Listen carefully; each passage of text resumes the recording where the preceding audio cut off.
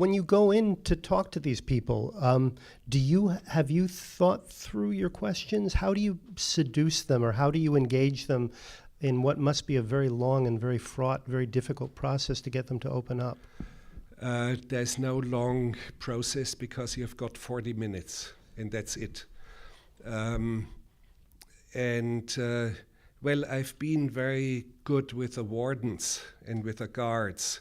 I do not have any questions prepared, only a general fascination that we do not know how we are going to die and when we are going to die, but they know.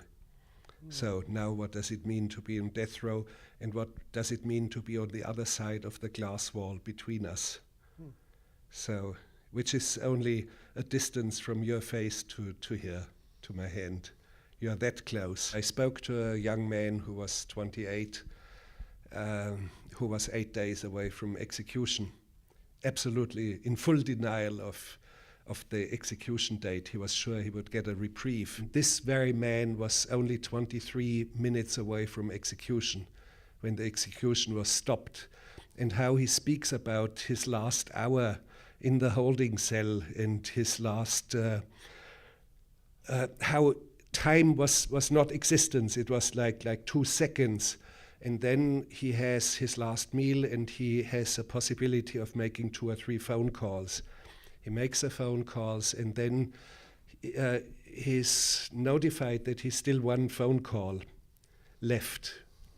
And he calls his attorney, and the attorney says to him, "This is bizarre because I just hung up the phone talking to the clerk of the Supreme Court, who notified me that there will be a stay of execution."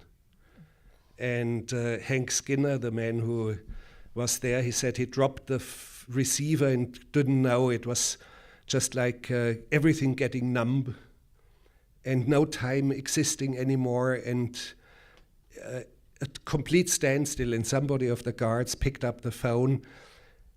The attorney identifies himself, and the guard has to tell him what he has to tell, namely, "You could be a paid actor, you could be a paid stooge, sir. If you tell us this is a stay of execution, we cannot accept it. We continue with our procedures until the only competent voice that will stop it comes through this phone from the warden, who has a secure line to the clerk of the Supreme Court." So for 20, and that's 40 minutes away, for almost 20 minutes the phone doesn't ring. And Skinner says, you have no idea what it means, 20 minutes all of a sudden like that. It doesn't end. It's and the clock is ticking, and he sees the gurney only 5 steps away where he's going to die. And finally, almost 20 minutes later, the call comes in. And it is the warden, and says, "We have to stop this procedure." And they tell him, no matter what your attorney tells you and tells us, we continue our procedure unless we hear from our warden who has contact to the Supreme Court. So, and then all of a sudden, time speeds up and everything becomes voracious. He said he was so voracious, he started eating, and they wanted to pack him into the van and drive him back, and they speed from Livingston to Huntsville, 41 miles. And all of a sudden he sees a cow in a field. And seeing a cow in the field, all of a sudden, is a monumental event. And I may do something like filming cows in the field and have a part of the film only things like this, or a gas station passing by. So you're going to fill out his inner world based on what he told you? I don't know yet. It's, yes, part of it, certainly, and it will be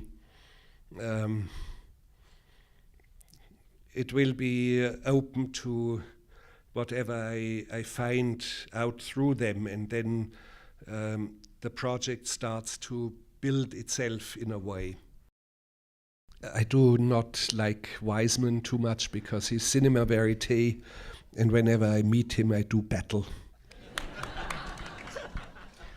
Well, but yes. He's a wonderful man, and he's done.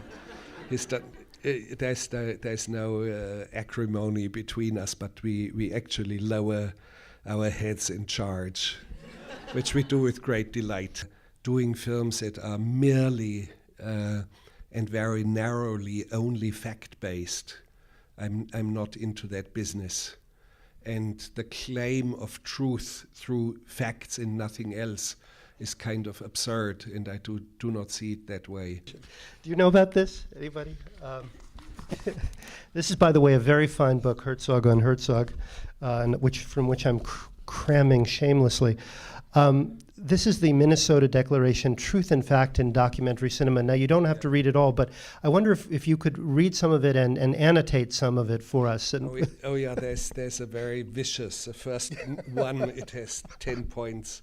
It is only half a page, and some of it is very funny. One, by dint of declaration, the so-called cinema verite is devoid of verite. It reaches a merely superficial truth, the truth of accountants. That really stung them. Oh, I'm sure. I called them the accountant's truth, yeah. Cinema verite confounds fact and truth, and thus plows only stones. And yet, facts sometimes have a strange and bizarre power that makes their inherent truth seem unbelievable. And now there's an interesting one because it's such a dictum. Number 4, fact creates norms and truth illumination. That's probably a very core sentence, because I'm after something that is beyond facts, something which creates a climate where you are being illuminated, where there is such a thing as experiencing an ecstasy of truth. I'm not a formal thinker. I'm not into abstract thinking. I think in scenes. I think in images. I think in dialogue. So it's a more vivid form of experiencing the world. However, I know that there are a certain derivative, a philosophical derivative sometimes in the films and in the way I live my life. But it always comes from experience. It always comes from work. When you look at real life, you can actually watch on YouTube when I was shot during an interview. Yes, have you all watched this? In BBC, nobody would believe it if it hadn't been caught on camera. And I just wanted to continue my sentence. And I couldn't really, because the cameraman all of a sudden fled, and the sound man was hitting the dirt and ducking away. So just some guy. It was like Klaus Kinski reincarnated. Just took a pot shot at him. In a way, you do react, and I know it myself. So you do react, but you can ignore it. Of course, you see that I'm being hit, and I was puzzled because I thought the camera had exploded. There was such a loud noise, and I was hit by a burning hot piece of metal in my stomach, and I believed it was a glowing hot piece of the camera that had hit me. And I looked at the camera, but the camera was completely intact, and I saw the gunman ducking on a balcony across the street. So I knew there was something else but an exploding camera. But you just don't care. So what? Just switch on your television set and experience the documentaries that you see day in, day out. It's just unbearable. We should not take it any longer. And as a filmmaker, I'm trying to find an answer. And of course, some of it has to do with a sense of being rebellious against what my environment is. And I speak rebellious against what I see on screens. And of course, when you look at what corporations, and I include television stations, for example, in it, are doing, it is not right, and there's something destructive in it. In television in particular, because television is almost exclusively driven by the market, by commercials.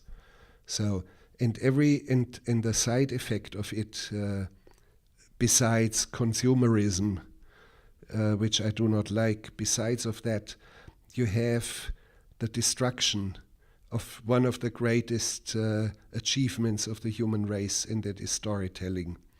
For tens of thousands of years, from Paleolithic time on, we have developed the gift and the art of storytelling. And in television it is fragmented, because every 9 minutes you have to have 3 minutes block of commercials, and it doesn't feel right. And it has to do with corporations, and it has to do with uniformity of the market and the forces of market. And of course corporations, and it includes sometimes even fairly noble corporations like the Carnegie Hall, or the foundation that runs it. I do not know the film, but I'd like to watch it. I'll find out.